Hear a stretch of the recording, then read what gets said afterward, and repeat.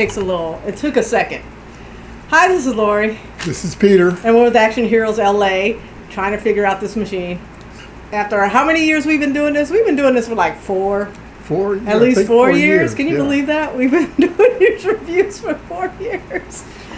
Thanks for sticking with us, or joining us, or whatever. Anyway, we're doing another review this time. This is kind of like this week is the reviews of the movies we missed this summer. Indiana Jones and the Temple of Doom. Well, that wasn't this summer, but we're Indiana Jones and the Dial of Destiny. The Dial of Destiny. Wes, this movie, the Indiana Jones movie that came out on June 30th, wasn't it on this? And apparently not too many people were interested in seeing either. Yeah, June 30th in theaters. So, I remember they were showing this trailer everywhere, every minute, and as much as they could. I like the part with Beyonce in it. What? Destiny? Destiny's Dial. That's Destiny's Child. Okay. Oh. Beyonce was not in this movie. Anyway, they just hammered us away with this, They showed this trailer so many times. It was like, it if you want and it. each time I saw it, I still was not interested in going to see this movie.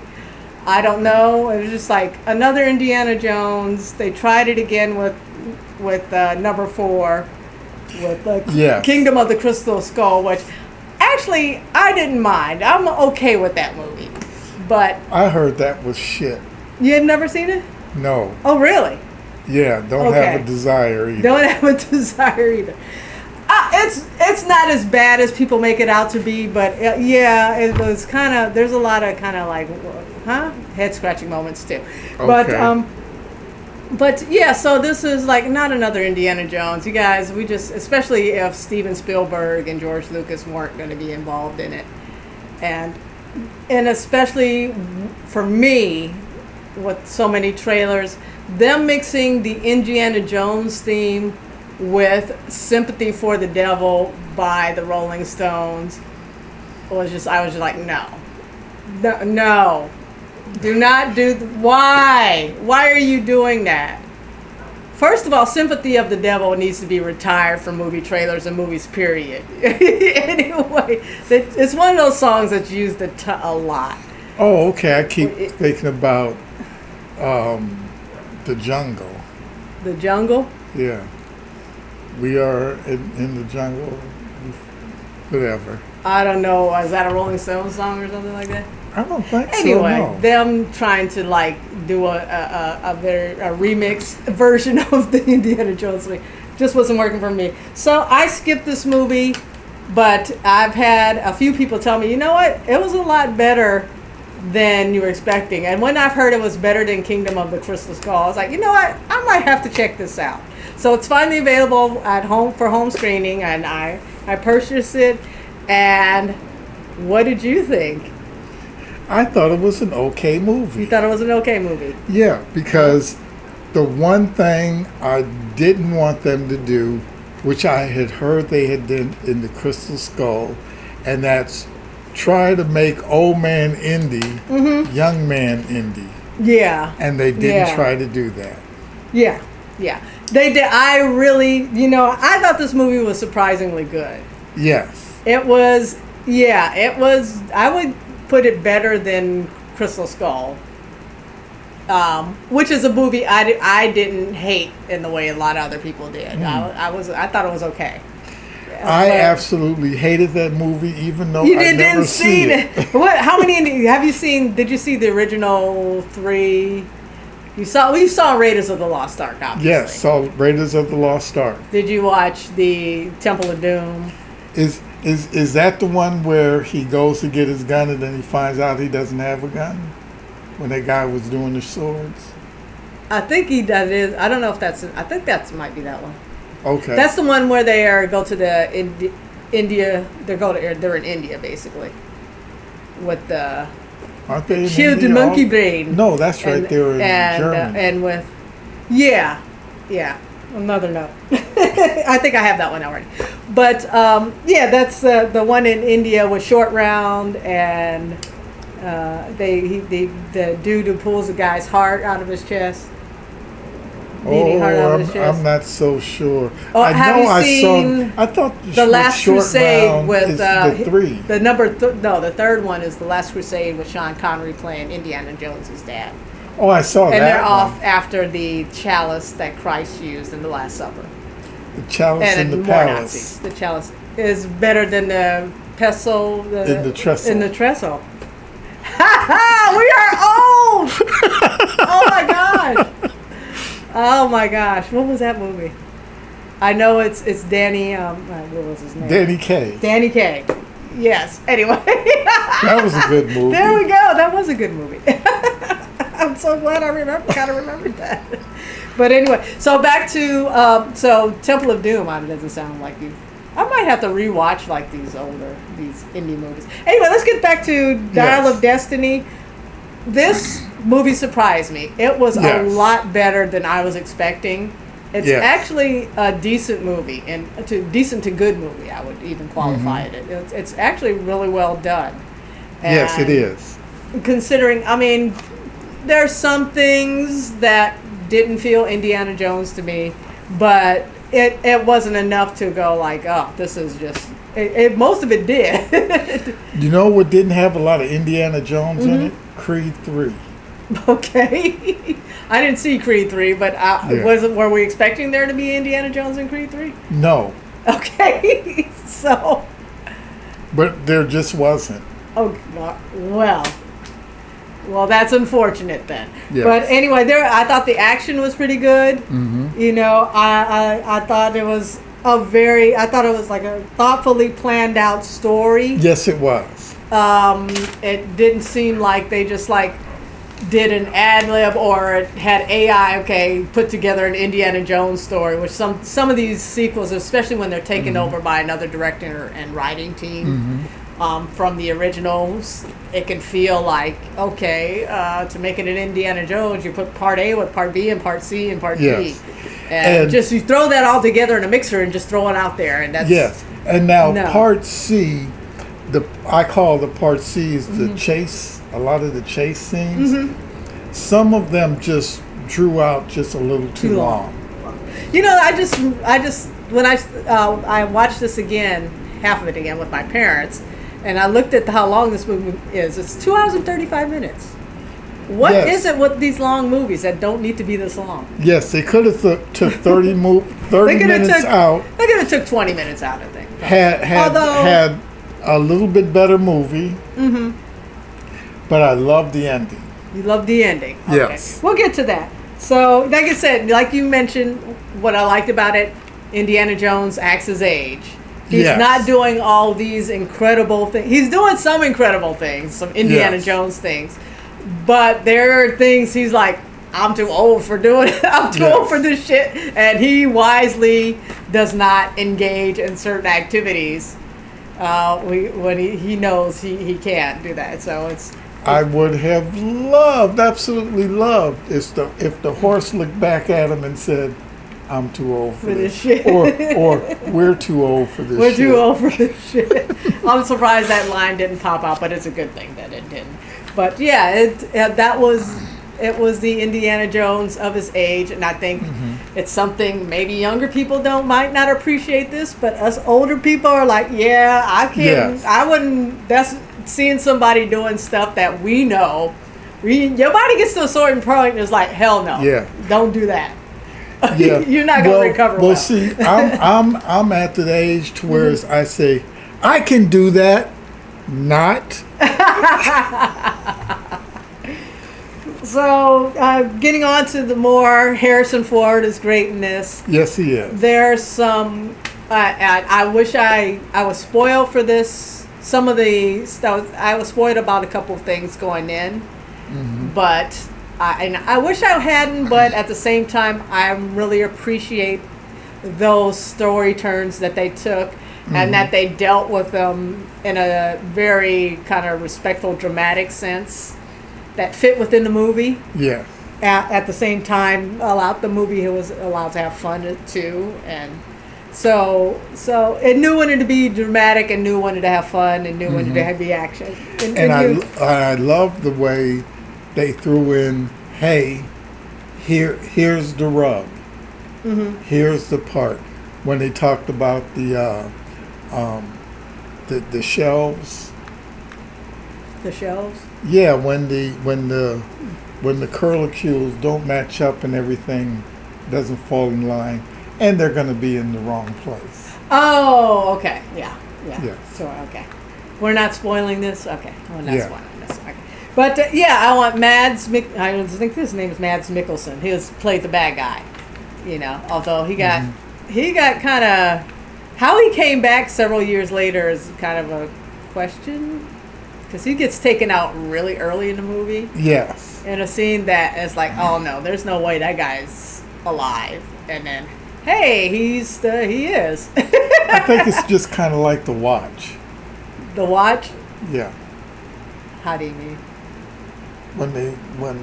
When they got the skeleton and they got the other part of Destiny's Child. Destiny's Child.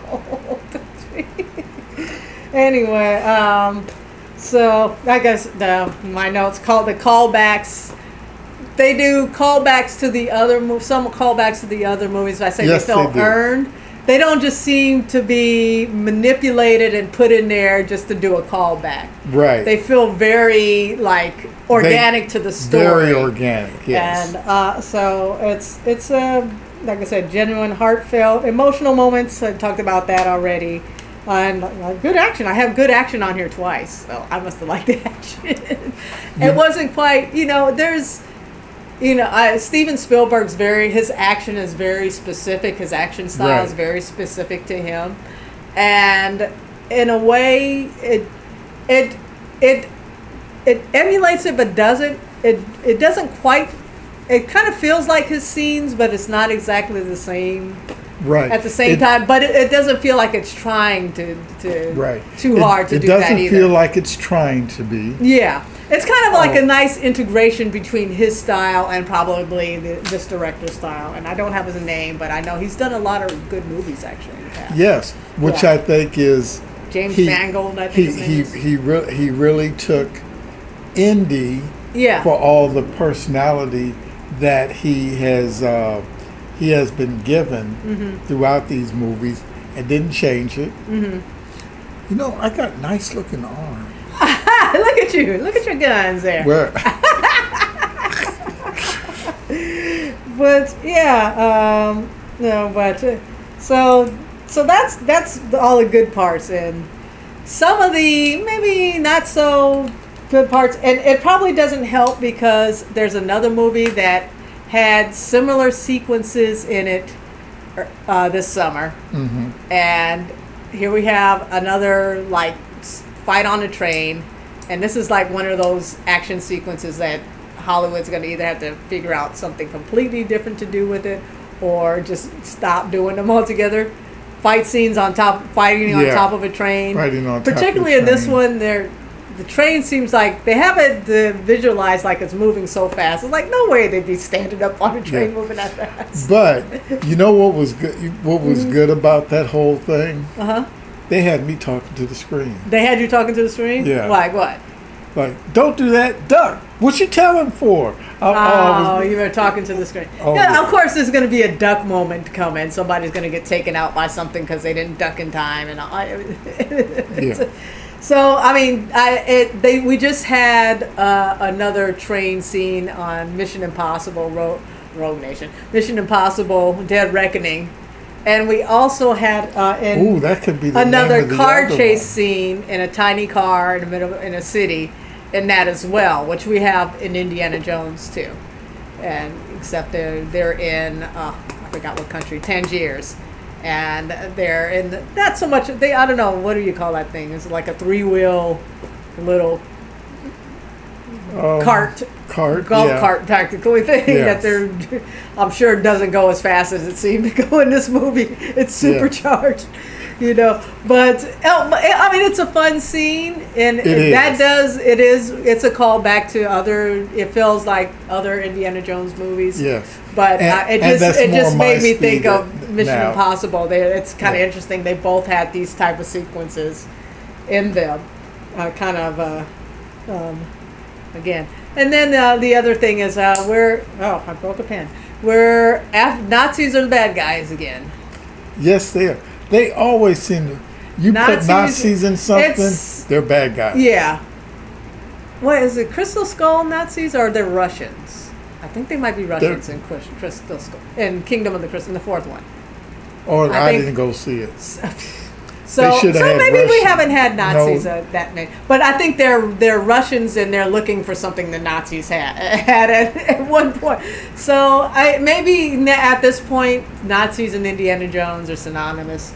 So, but yes, do because kind it's of World wish, War II. and it's kind of hard to vilify any other groups of people on the planet at this point. Who are you gonna call? The Peruvians. The Peruvians. Well, Nazis, because they did such atrocities. Yes. As a collective, and you're not saying Germans. And Nazis are very specific. Yes, of, and in this movie they made sure they kept hammering on that. Oh, they're not These are Nazis. Yeah. Okay. Yeah. So, I mean, I guess at this point it's an Indiana Jones movie. They have to have some Nazis in it. So, because you don't want to see the Kensees, you want to have the Nazis. Jeez. So, and the only other callback I miss is there's no Short Round. They have another kid in it, he's okay. You know what? I think. But he's no Short Round. He's the Short Round for Phoebe Waller-Bridge's character, who plays Indiana Jones's goddaughter. Yeah. I liked her character. I'll say, I know a lot of people were worried that they were setting her up to kind of take over the franchise. Mm-hmm. I don't necessarily feel that, but she does have a lot of similarities to Indiana Jones, in that if she goes right after what she wants and can knock some people out to get to it. Oh, I love that part. Yeah, I really liked that. I liked her character. She was funny. Her comic delivery was great. She was. I liked that her motivations were completely different from his. Yes. But they were kind of like that same kind of go get it personality. Yes. But their motivations and why they did what after things was completely different. Yes. And I liked that. I thought the character development was great in this. There was a lot. There was a lot of just really well done. This is, this guy. This is a guy who knows how to make good movies. Yes. That took on this franchise, and I love that they put in there. You got to come, bring that. He got to make his own. Oh right, yeah, that was toward the end. Yeah, I was kind of like, really, what do we reveal this? We spoil everything here, I usually say. But Indiana Jones and the concept of going back in time, and what for an archaeologist is like, what would be a great achievement to actually experience or witness a historic event. Yeah, well, although that was kind of like from a Twilight Zone. Okay. Yeah. And it's like, no, we can't land. We can't do this. Oh, yeah, how they handled. Yes, I love the way they handled the time travel concept. Was greatly appreciated. Like I said, this movie felt very thoughtful. Like they really, really thought out a lot of the plot points and details to make it more, believable, and make it more heartfelt, and it was just really well done. And like I said, we didn't get it. Yeah, and we're back to the way we understand time travel, because I think Bruce was wrong. Bruce? Yes. Bruce who? Banner. Bruce Banner. Oh, and Endgame. Yes. Where? Yeah. Okay. Yes. It is like Back to the Future. Time travel is like Back to the Future. Yes. And not like he said it wasn't, but Yes. But how this Hot Tub Time Machine. I've never seen Hot Tub Time Machine. But then again, you know, Marvel goes on to explain they have all kinds of different timelines, and they have the agency that erases the bad ones. So there's a little timeline on. Anyway, I'm not trying to figure out Marvel's concept of time travel. But anyway, we didn't get short round, which was a good thing. Maybe a good thing, but I think they would have handled it well. And they didn't know he was going to win an Oscar, so probably. Now they would have brought him back if they didn't realize he was going to start winning an Oscar. But they did have Antonio Banderas, which was kind of surprising to see. Did you realize that was Antonio Banderas as the Frogman? The guy with the boat, on the boat? Oh, okay. Yeah. He's like, that dude looks familiar. Yes. Anyway. I just thought he was going to need a bigger boat. Yeah, you always need a bigger boat. So any final thoughts? Those were my thoughts on Indiana Jones and the Dial of Destiny. Much better than I regret not seeing this in the theater. It's even better now that I know Antonio Banderas is in this. Yeah. So I thought this was totally worth going to see in the theaters. I'm glad I got it at home. Watched it at home on our in the Larklight on our nice big screen in here. Yeah. And totally worthwhile. Totally, it's up there. It's one of the better Indiana Jones movies, although there's not. Oh, I did want to say this one thing. If it's 1969, okay, be 1969. That is, we did discuss this point because I have an issue with how Hollywood movies recreate afros when they want to when they want to show something from back in the 60s and 70s. So there's a black character in this. Right. And everybody else is in 69. Everybody else is kind of, dressed in... And she's in 71, she's dressed 72. She's dressed in the 70s era kind of club. Even the color of her clothes is like... Yeah, that red leatherish look. She Didn't Paul Newman wear that? She seemed like in a totally different time. Even when they showed her, they were like, what? Back in the day, we grew up in the area of era afros, and you had one. Yes. You made sure, this is my big beef about Hollywood movies. They're all lumpy and uneven. It's like, no, you would have picked that shit out smooth. Oh, yeah. It would have been a pristine circular dome on your head. Yes. You would not have these kind of lumpy, and all the afro, whenever they show afros from that, they never have them picked out right. And gosh darn it, I do know it's time. You got to get the afro pick with the fists on it. They're trying to put with the Magnificent Brothers, more women, more blacks, everything in the movies. But god dang it, Negroes didn't come along until 1972. You don't think she was a Negro CIA agent? No. You don't think they had them back then? No. You sure? Not a female, maybe. Well, they had the spook that said by the door. What? That was the name of a movie. I know. This sounds familiar, but why are you referencing it now? I don't know, because she's black. A spook? Oh, my God. Although she was... Spooks. They don't let no spooks get in your car. That's my mom's wisdom.